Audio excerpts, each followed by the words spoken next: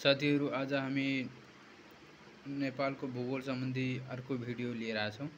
यसमा हामी नेपाल र भारत र चीनको अन्तर्राष्ट्रिय सिमानाको बारेमा पढ्छौँ। जस्तै नेपालको भारतसँग सिमाना कति जोडिएको छ भने 1690 किलोमिटर अथवा 1050 माइल। त्यसपछि चीनसँग कति सिमाना जोडिएको छ भने 1236 किलोमिटर अथवा 768 माइल।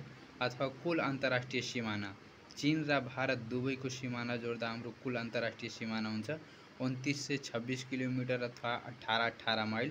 त्यस्तै टिस्टादेखि काङ्गडासम्म हुँदा नेपालको क्षेत्रफल टिस्टादेखि काङ्गडासम्म हुँदा नेपालको क्षेत्रफल कति थियो? त्यति बेला नेपाल टिस्टादेखि काङ्गडासम्म हुँदा नेपालको क्षेत्रफल कति थियो? 2,67,575 वर्ग किलोमिटर।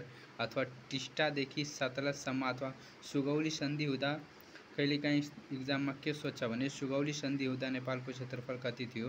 अथवा टिस्टादेखि सतलजसम्म हुँदा नेपालको क्षेत्रफल कति थियो भने 2,04,917 वर्ग किलोमिटर।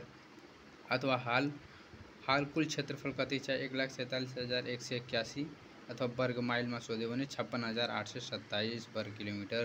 र आजको लागि यति। सब्सक्राइब गर्नुहोला।